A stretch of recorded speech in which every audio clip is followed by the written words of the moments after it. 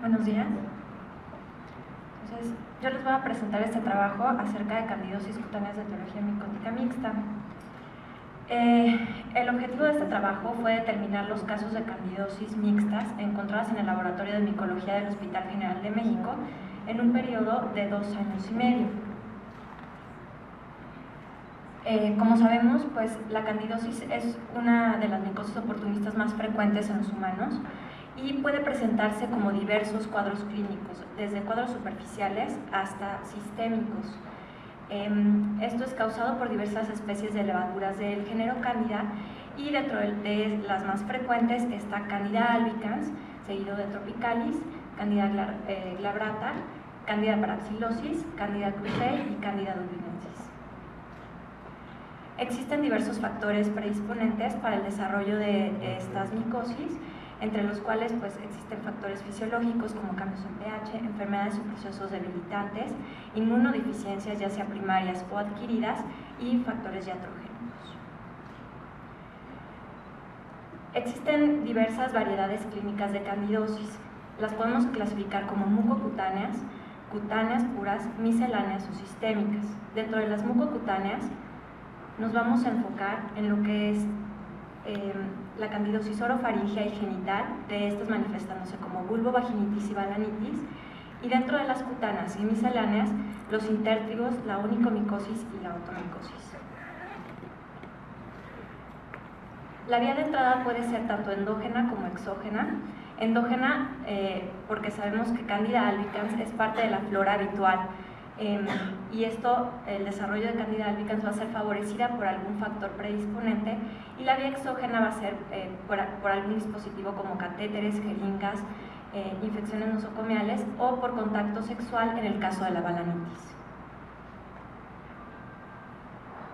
Entonces, nuestro trabajo se justifica en que, bueno, las infecciones mixtas por Candida son poco frecuentes. En la literatura se presentan reportadas en el 3%, pero estos reportes sobre todo son de candidemias y en algunos casos, casos orales.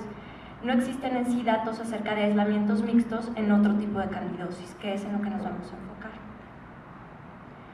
Nuestra metodología fue inicialmente tomar un examen directo, el cual se tiñó con KOH al 10%. Posteriormente se realizó un cultivo, identificando las estructuras micóticas, levaduras y pseudo-hifas de Cándida. Se realizó un cultivo en medio agar dextrosa de Saburo con y sin antibióticos, y de 48 horas de incubación a una temperatura de 28 a 30 grados centígrados. Teniendo el cultivo positivo, esto se resembró en medios cromogénicos como el cromagar, y posteriormente se realizaron pruebas fisiológicas y bioquímicas para la identificación de las especies. Vemos aquí la toma de un examen directo en donde se identifican las levaduras, y en esta otra fotografía podemos ver las pseudohifas. Vemos también aquí la resiembra ya en un medio cromogénico en donde se identifican diversos colores, y esto nos va a orientar a que se trata de diferente tipo de especie. Vemos aquí, por ejemplo, Candida albicans, que se encuentra representada por este color, Candida tropicalis y Candida krusei. Dentro de las candidosis mixtas, en las localizaciones en donde nos enfocamos, vemos que a nivel de orofaringe se encontraron 12 casos mixtos, a nivel genital 11, a nivel de uñas 2 casos, al igual que otomicosis, dando un total de 27 casos mixtos, representando un 4.3% de los casos. En esta gráfica se representa el total de los casos, tanto totales de la muestra total de pacientes como de los casos mixtos. Vamos a ver que la combinación de especies más frecuente encontrada a nivel de orofaringe y genital fue Candida albicans con Candida glabrata, y a nivel de uñas y oídos fue Candida tropicalis con Candida parapsilosis, representando estos porcentajes de cada una de las localizaciones. Ahora, ¿por qué es importante diagnosticar los casos de candidosis mixtas? Sabemos que, bueno, el antimicótico más prescrito es el fluconazol para los casos de cándida, pero es muy importante ver que algunas de las especies que identificamos con más frecuencia en los casos mixtos son Candida glabrata, Candida dublinensis y Candida krusei.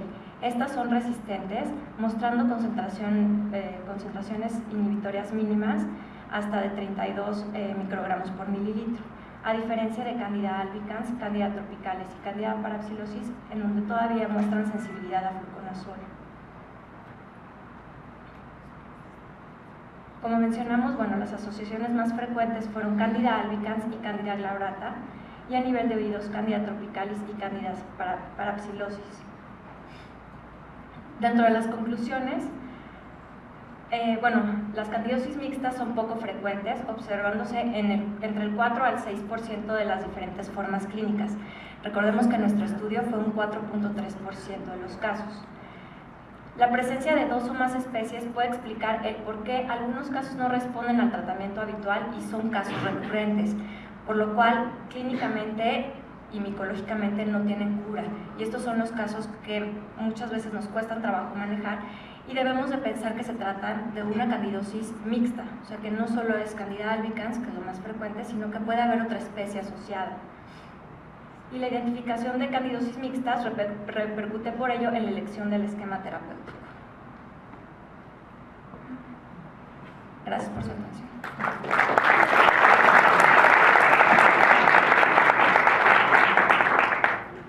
Muchas gracias, doctora de la Fuente.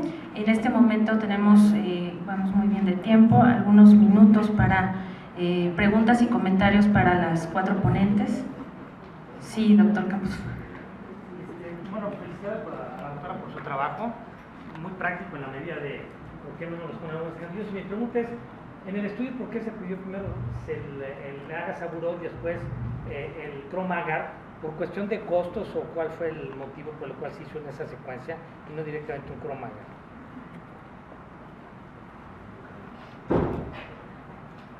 Bueno, inicialmente nos enviaron los casos, se toma el examen directo y confirmando que se tratara de levaduras y de pseudodifas de cándida, se sembró para tener un cultivo y eso se resiembra ya en el cromagar, para ya identificar las diferentes, o sea, que haya más de 2 especies. Si no identificábamos que hubiera más de 2 especies, realmente pues no, o sea, ya no se proseguía a hacer lo demás. O sea, simplemente se tenía el cultivo y nada más.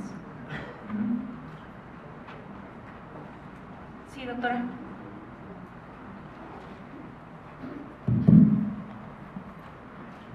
Bueno, yo quiero felicitar a todas las ponentes por sus excelentes trabajos, que todas sean jóvenes, recién egresadas, que no se alejen de la academia. Y me gustaría también comentar que la dermatoscopía me encantó y creo que es un excelente método, no tanto si es para el diagnóstico, pero muy bien para el seguimiento de la evolución terapéutica de las uñas. Eso es verdaderamente gráfico para uno y para el paciente hacer la dermatoscopía.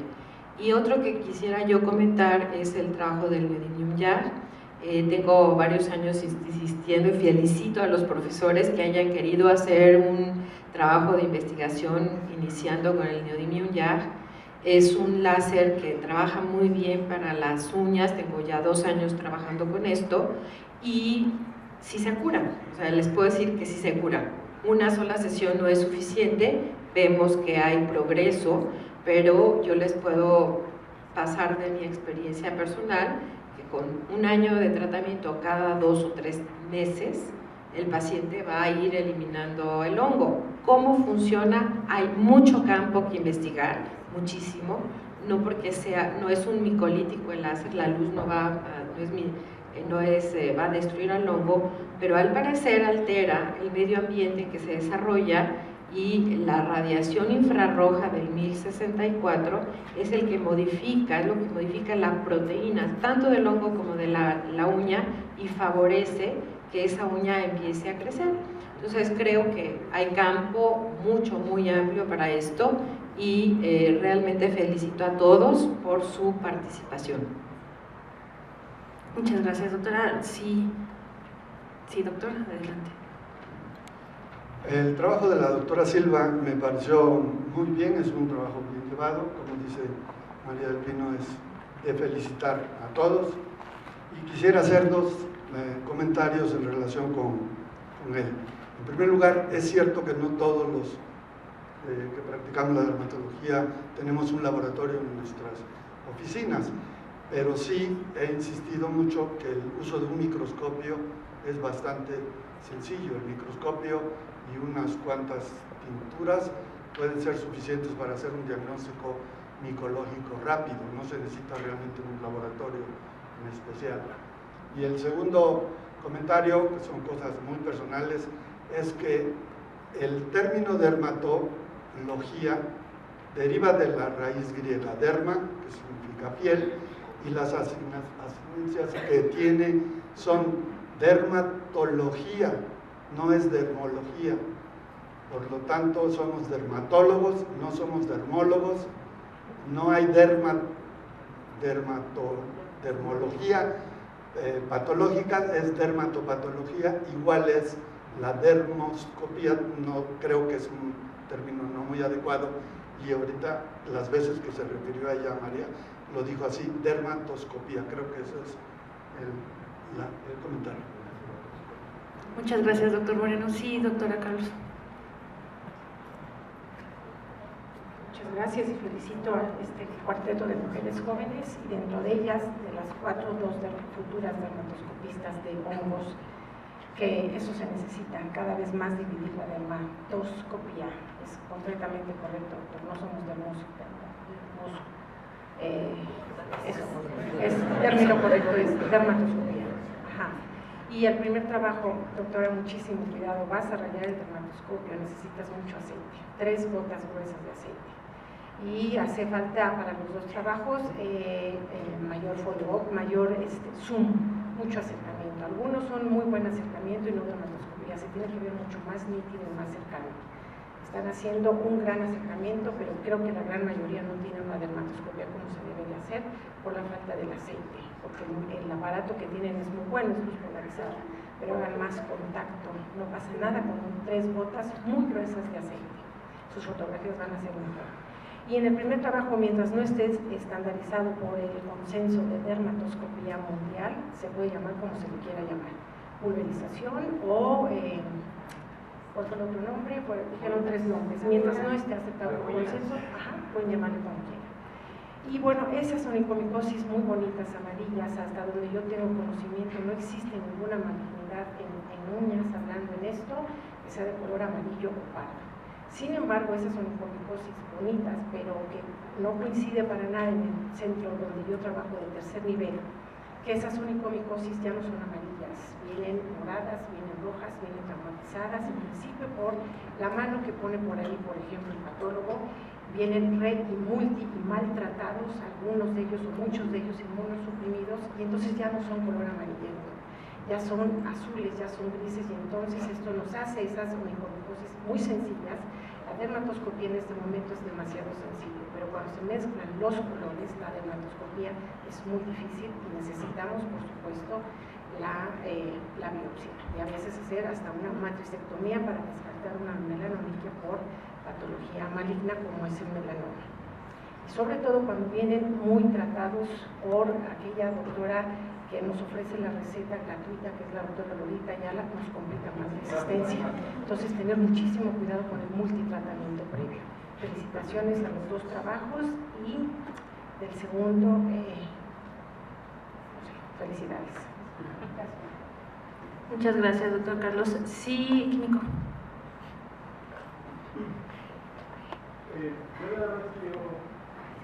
Quiero comentar con respecto a los trabajos de candidosis, que en particular la situación de por qué se hacen estos cultivos, primero en medios habituales de Saburé y Nicocel y posteriormente en los cromogénicos, como lo preguntaba el doctor Pablo Campos, radica precisamente en la búsqueda intencionada de estos casos mixtos, de los cuales es importante resaltar que no podemos estar seguros de cuál de los dos, o de los tres, o de los demás agentes etiológicos que se encuentren, es el causante de la patología.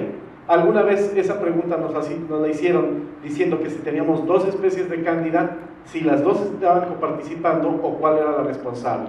Lo que es bien cierto es que, como lo mencionaba la doctora Lafuente, el hecho de identificar una de ellas con su sensibilidad y que solo se dé tratamiento frente a una de ellas involucra que la otra, la que pueda ser resistente, ahora se aproveche y nos lleva a fracasos terapéuticos subsecuentes. Es precisamente esa importancia en la cual no sabemos cuál de las 2 o 3 o 4 estén como responsables, pero sí es bien importante que si identificamos más de una, la elección terapéutica tiene que ser distinta. Y lo mismo con respecto precisamente a las pruebas de sensibilidad que nos mencionaba la doctora Claudia Cuevas, que aquí los patrones, como lo hemos visto, han cambiado. Y precisamente tenemos ahora levaduras emergentes que van saliendo, vemos también patrones de sensibilidad distintos, entonces sí es importante tener un patrón, un estudio más completo, tanto de sensibilidades como también de identificación de especies mixtas, lo cual ahora podemos ya ponerle números a esto y decir que solamente son entre 4 y 5%, pero que nos van a representar fracasos terapéuticos e inclusive complicaciones en pacientes hospitalizados. Muchas gracias, químico Javier Araiza. Sí, doctora Chávez y luego el doctor Roberto Arenas. Yo tengo primero una felicitación igual para todas las doctoras con trabajos tan bonitos, tan bien explicados. Y tengo una pregunta para la doctora Nadia Rodríguez. Yo quisiera preguntarle si se utilizó algún método para cubrir matriz unguial y si hubo a la hora de aplicar la terapia alguna manifestación exactamente en esa zona y posterior al procedimiento.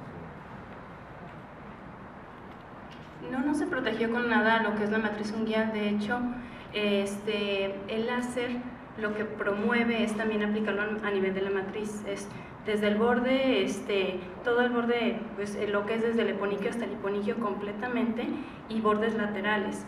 Hay varias técnicas, la que nosotros usamos es vertical y horizontal sobre la uña. Hay otra técnica que es en espiral, que se da igual varios pases o cuadriculado. Pero nosotros no protegimos con nada porque la intención es llegar hasta la matriz.